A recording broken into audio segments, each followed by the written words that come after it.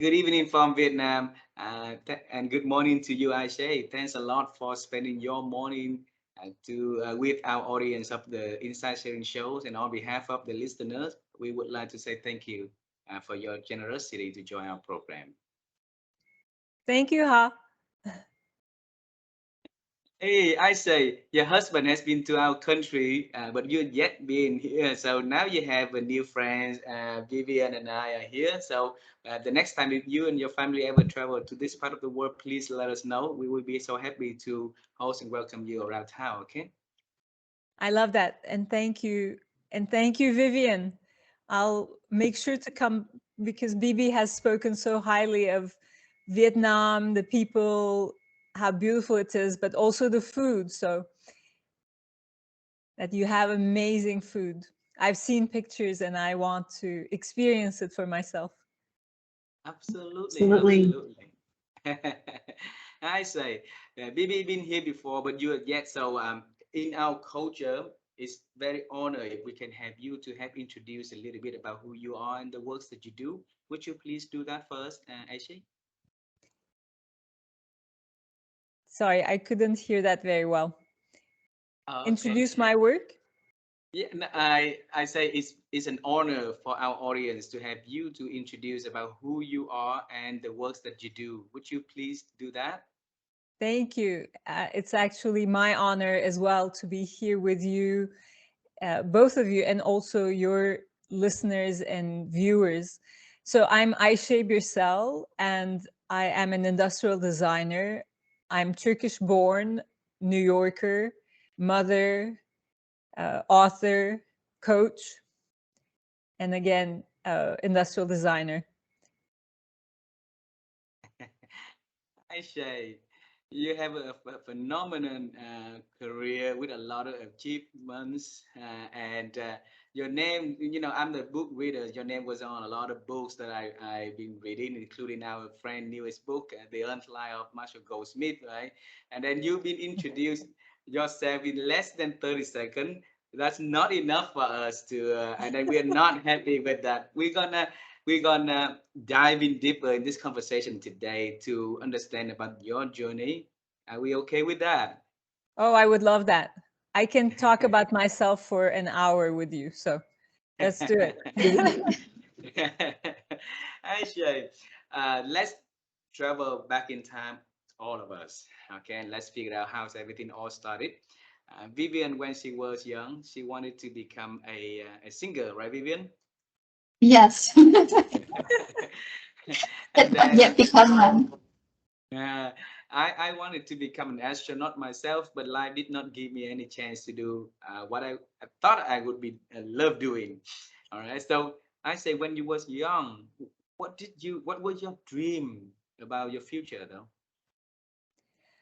Oh, I love that question. And Vivian, if I could do one thing, I would have loved to be an opera singer, but I have no voice, so that's that's not that's like a dream for another lifetime. But I grew up in a family of lawyers, and I thought, that I could become a lawyer, like my father, my aunts, my uncles, and then realized that I love to draw, and that maybe to do more of what I love, that I could become an architect. And then a family friend came to tea one day and asked me if I knew about industrial design, and I had never heard those two words together before. And I fell in love with the human scale of industrial design. And I was, I think, about 15 years old, and I decided to become an industrial designer, and that's what I've been doing ever since. So what was that about industrial design that make you, like interested since at the age of 15 and devote your whole life on that path? Yeah, so this family friend, we were having tea together, in Turkey as well. We drink a lot of tea, um,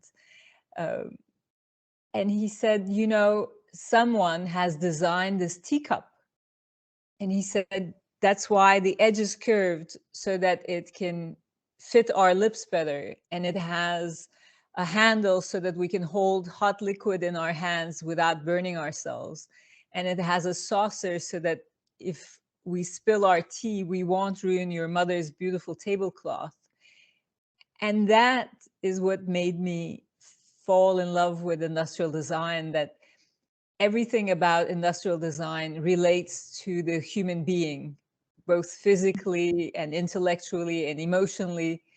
And I thought, that's what I want to do. And that's what I do. And I say the field industrial design has been in for long, right? And a lot of people also joining this field and working in this field. But you're very successful in that space for with a lot of achievements, a lot of rewards and recognitions. You know, what's the secret that makes you so successful in this? In doing this job, I say. That's so interesting you asked me that. Little known secret, I tell people that being Turkish is very useful for becoming a designer, because I find that when you design something, often you need to bring dualities to coexist. And that's how you can generate incredible value and innovative solutions. So being Turkish, a land that is literally situated between two continents, Europe and Asia, a country that's both old and modern, that can be quite religious and very secular. All these things prepared me for what I do and to make dualities coexist. But I say, if somebody coming from a different part of the world, different country, and not have the privilege, to be born here in Turkey, so if somebody from, let's say, Vietnam wants to become a good, industrial designer, how to start and where to build the skill, which kind of skill that we need to learn to make sure that you can do that, though. So I think today the way I would answer your question is by saying I would teach them how to deconstruct and reconstruct ideas. So, and that's my design process. I don't think, if you had asked me this 30 years ago, I would have had a different answer. But somewhere along the way, as I gained more experience designing products, I realized that I have a process that I repeat intuitively. And I started mapping that out and writing about it. And I worked on it for a year. And at the end, I called it deconstruction, reconstruction. And it's all about taking the whole apart to see what something is made up of. And then as we do that, gathering inspiration and knowledge and using different creative tools to think about those same parts differently. And then putting it back together, knowing we can't have everything. So we're going to reconstruct, but what are the parts and pieces we're going to choose? And then once we do that, giving it expression. And the expression could be a chair, it could be a teacup, it could be a book, it could be a political idea, it could be many different things. That's what I would say. If you want to be an industrial designer, you bring solutions to problems, and deconstruction, reconstruction could help you do that. I say, I have a question regarding to the network of people that you've been having, because the space of industrial design and the space that and your friends in the networks, it seems like very different space, but you have it, you have very, very good network of people around the world in a very different, like industry and expertise. How have you been helping yourself to build that up, I say? So I think the transition for me, like you said, I have multiple networks. One is made up of design leaders and designers and companies who work with designers. And the other network is thought leaders, CEOs, authors. And the way these two worlds came together is through Marshall Goldsmith, who's known as the world's #1 leadership coach. And I met Marshall through one of the CEOs that he was working with and that I was also working with, and we became friends. And then when my first book was coming out, Marshall said, you know, Ayse, why don't you do a workshop and I'll bring my friends? And because Marshall is very well loved and regarded, he showed up with 70 of his friends. And, and in the process, he designed his life and created what is now called Marshall Goldsmith 100 Coaches. And because it happened in my workshop, he always gives me credit for it. And I tell him, no, you know, you designed it, it's your idea. But basically, we're like the parents of this community, 100 coaches. And that really exploded my network into all these amazing people who are leaders and thought leaders. And that's how the two worlds came together, through Design the Life You Love. And how do you feel after that two worlds collide and merge together like that? How is that affecting your life? Oh, you know, I tell Marshall all the time, my life is better because of you. Because something that I realized is both worlds have very complementary values, but it creates both friendships as well as new collaborations. And the two worlds basically feed each other.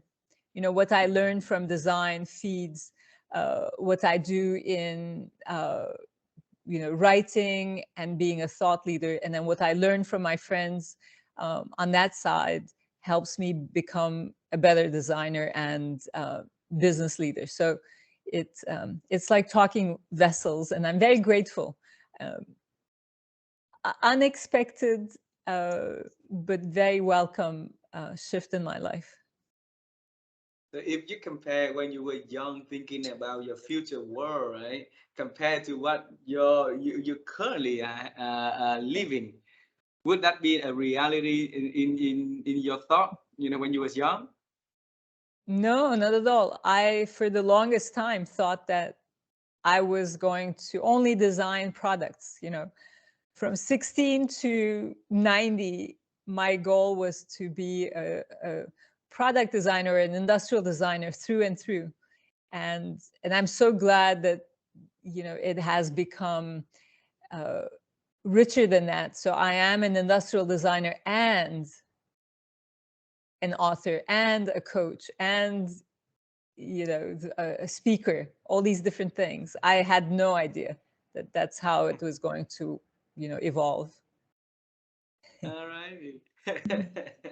So I say, I think master in one thing is very difficult. You've been master and expert in so many area, so that is amazing. Uh, Thank you. I think I'm grateful that you say that. I don't know if I'm uh, a master or a beginner, but the thing that I can say, I have my mastery, if there is one, is in deconstruction reconstruction. So basically, this design process or creative process. And I get better at it by teaching other people how to do it. And by teaching them, realizing that people are really extraordinarily creative. You know, you don't need to be a designer to think like a designer. And that's what I do. And I have a friend who calls me design evangelista, because my goal is to teach everyone how to design their life using my design process. And using our shared project, which is our life. We all have a life. So I can teach anyone who has a life how to think like a designer. With that being said, I say, let's go to the writing world that you started, like 7, 8 years ago, right? Yes, I Yeah. I wrote So my first book. Yes. go ahead, go ahead.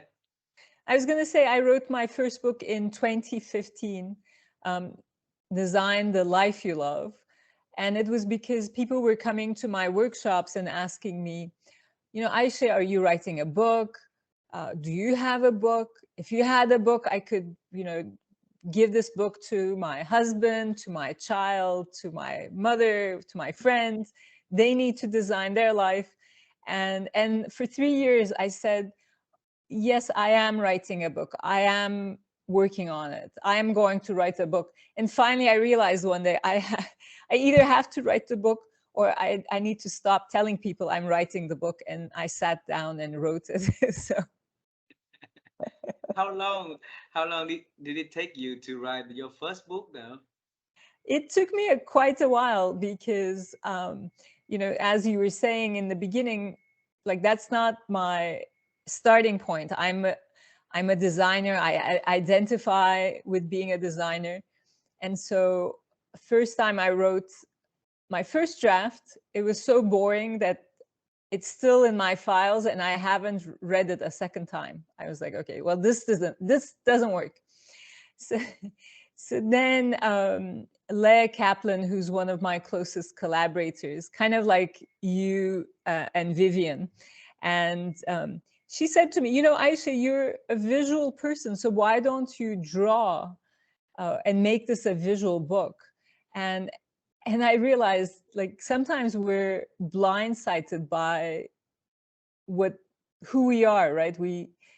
She kind of made it, showed me that I am a visual thinker and that the book could be visual, and that changed everything. So basically, I drew the book and then I wrote about it. And that's my process. I draw my ideas and then I can write about them, and that becomes the book. So the first book is Design the Life You Want, and then in December the 6th this year, your second book is launching, and then is the title of the book is Design the Long Life You Love. Tell us about the journey that takes you to write the second book, and please, I say. Thank you. So Design the Long Life You Love. It's a book that is a love letter to my mom and to my daughters and to my stepson and to young and older people all over the world. And the book really says love, purpose, well-being, and friendship are 4 pillars of our life. And we can all learn to practice them every day. So love, purpose, well-being, and friendship. So that is my book. So why that four pillar are important that you put your time to write about it and share that concept with the people? So thank you for asking me that, because that is the longer story. So we learned that these 4 things are most important to us, regardless of our age, no matter how young or old we are, through our research with older people.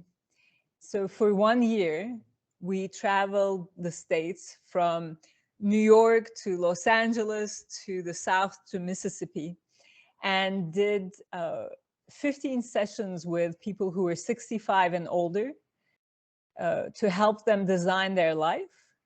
And in return, have a better understanding of what it means to grow older. And the lessons that we learned from them are basically these 4 pillars that they told us: if you want to understand what we want in life, think no further than what you want. We all want love, purpose, well-being, and friendship. And that's same for all of us.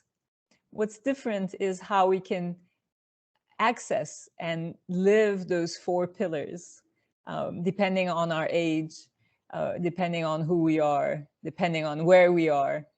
So that research is the foundation of my second book, and really that's why I wrote the book on long life, to be able to share these lessons with everyone.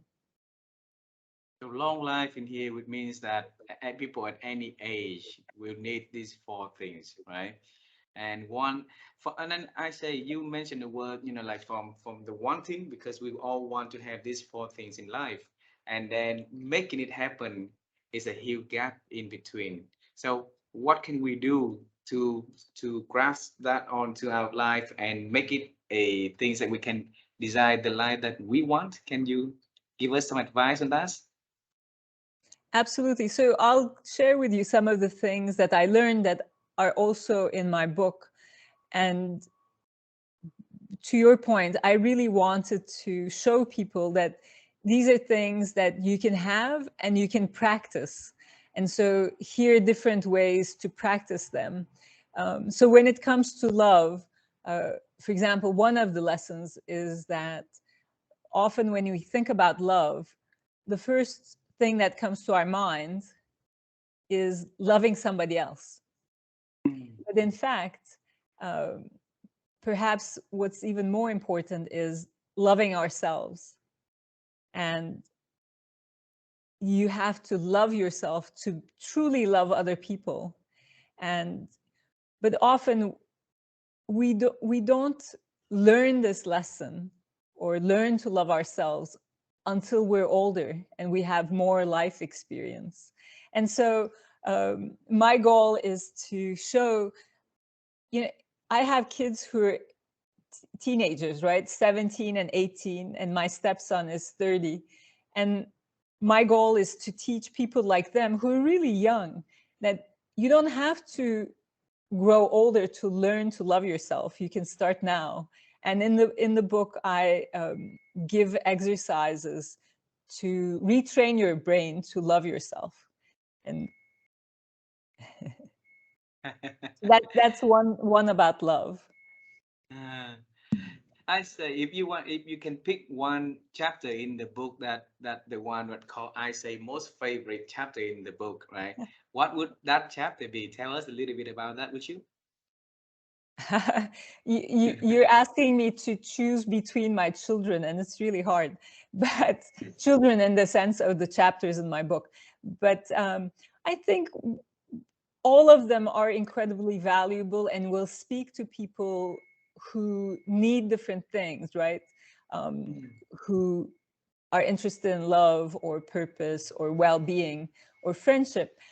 But the one that is really playful and that I really enjoyed writing is the one about friendship.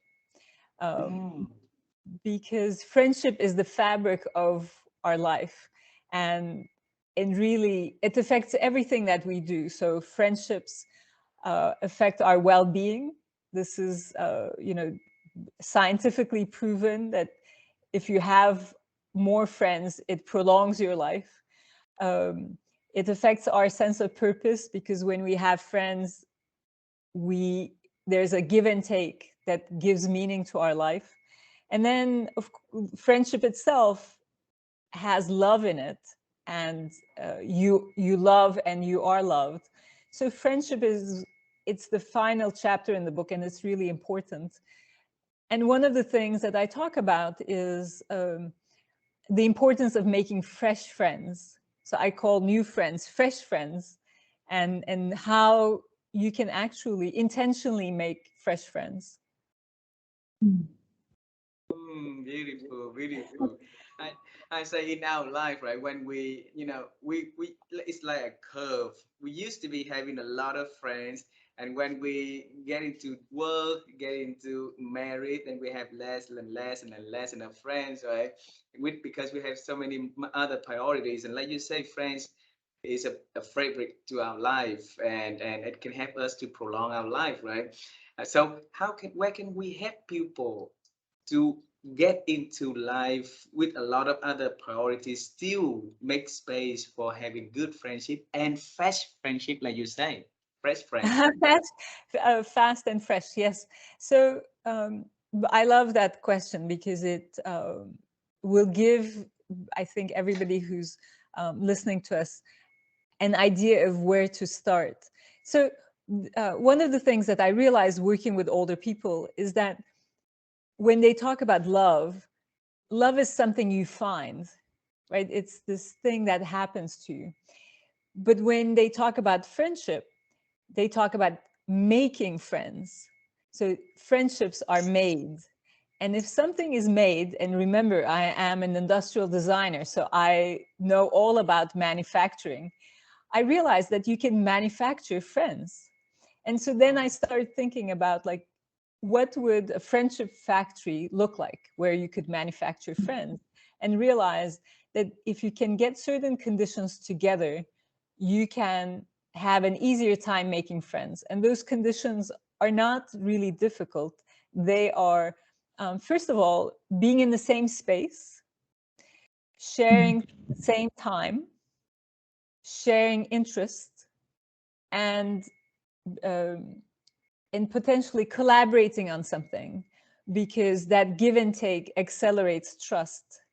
And if you can do those things, which is kind of like what the three of us are doing in this moment, right? Even though we're, talking overseas, you are in Vietnam, I'm in New York. Uh, Nevertheless, we're sharing this moment, this space, this online space, this shared interest in sharing our knowledge in design, in writing, in you know coaching, all those things. And we're collaborating. You're asking me questions, I'm answering them, and then that you share your insights. And that this is the first step of our friendship. I mean, I could say, as of today, this is our first day of our friendship, and we can choose to continue this, right? And deepen this friendship and get to know each other. You invited me to Vietnam. I'll make that happen. And then when I'm in Vietnam, we'll get to know each other more. All that this is a living example of how to make friends. And this is something that everyone can practice, regardless of their age. And like you said, especially when we're older and those opportunities are perhaps harder to come by, we could Mm, create our own opportunities. mm. Wow, I it's a say first time. you remind me of my dad. He's almost 80 years old, and a few years ago we bought him an iPad, and since then he make friends all over the continents. I think it's linked and he's happier and happier every day because of the fresh set of friends that he talking to them about new culture, new life, of all Vietnamese and Chinese community all over the world. And this is something really a key lesson to us from beginning. We thought like, oh, why he spend time, virtually, but and then if I learn from you, this is something to help them prolong. And to be honest, we did not spend a lot of time for elderly in our culture, and also for priority. We moved too fast and we forgot to pause a little bit and give them some time. So thank you for the advice, I say. Yeah. Oh, and I love that example, Vivian, and that, you know, please pay my respects to your dad. And he's an example to many of us. And just listening, like, first of all, kudos to you for giving him an iPad, like the door, opening the door. But then he went through that, and he, intentionally created his circle of friends. That's so exciting to hear. Mm. I say, you are the first person ever say about the factory of friendship. So you break, like Mm. friendship into a manufacturing process, and how you create a new friend, right? And one of the things that I'm always concerned is, the creation part is easy, but then the part where we maintain that relationship, the quality of that, how we're gonna nurture the friendship to the next level, is requires a lot of investments, a lot of commitment, and everything. So, in that friendship factory, where can we add the design that so that the quality of the friends at the outcome, the friendship as the outcome will be really, really outstanding. That can help us to, make a long life, worth living and loving. Yes, I will answer you. I'm looking for my friendship chapter. So Ah.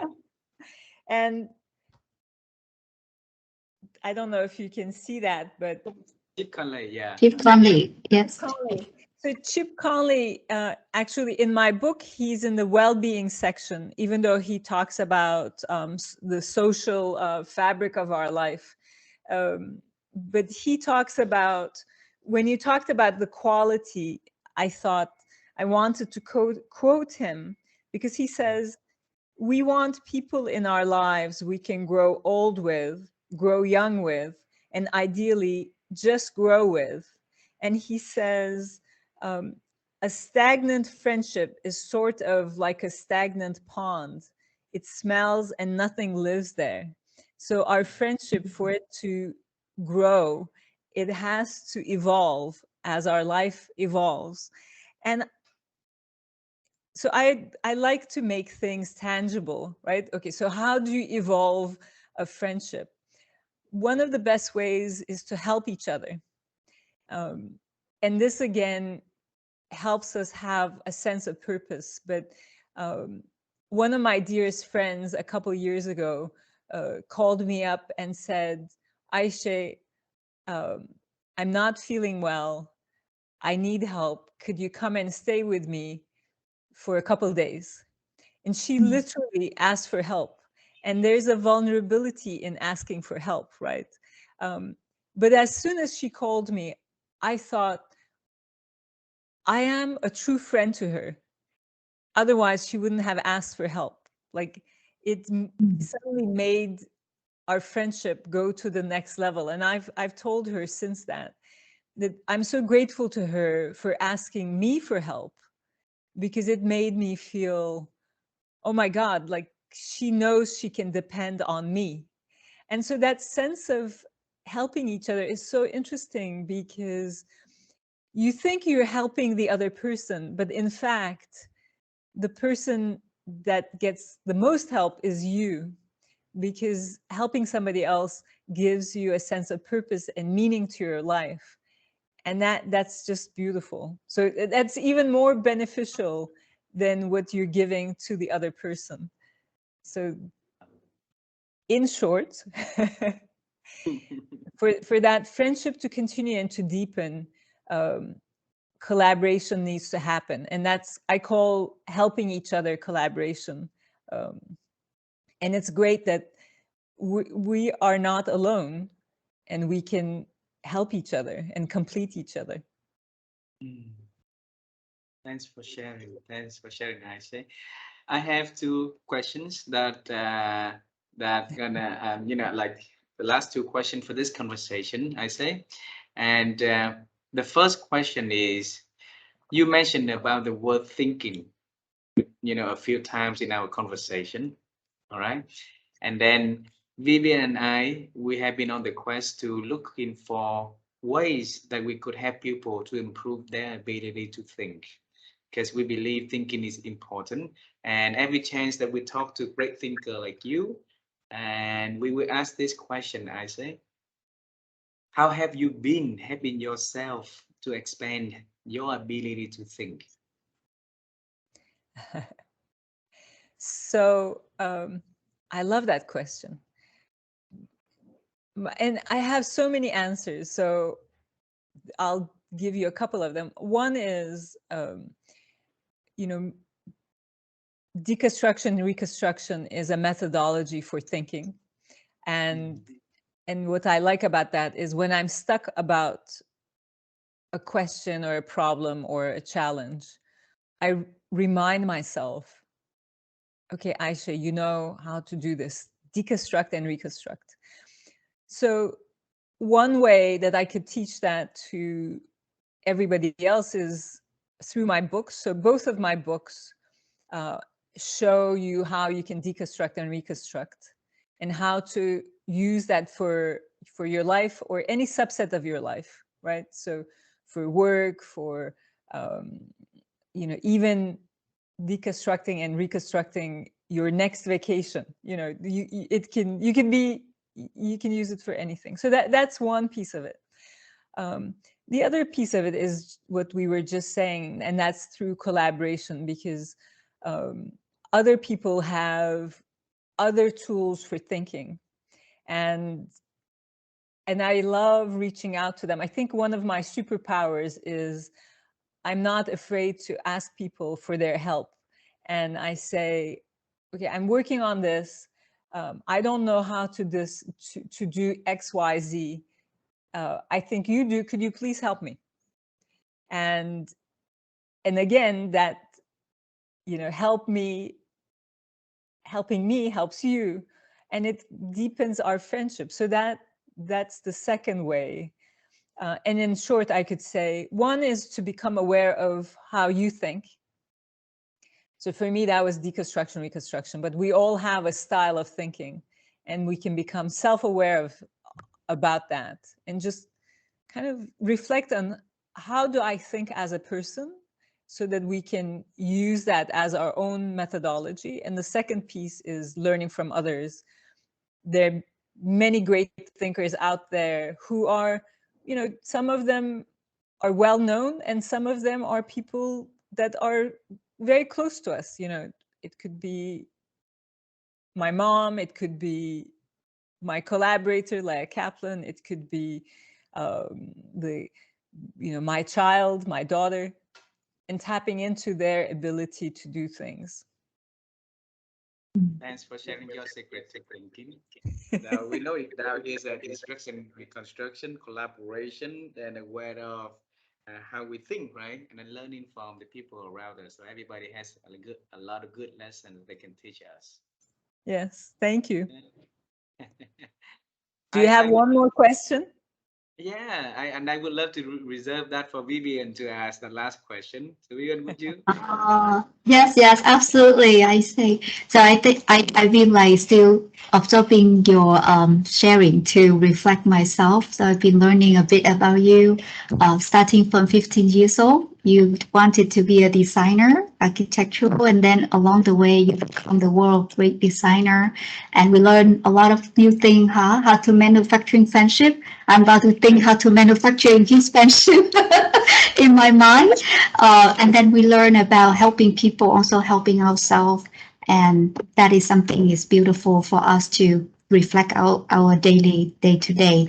And we also learn 4 pillars from your new books. Yeah. And one of them is friendship is something that we need to nurture and to build. And those are going to be exciting.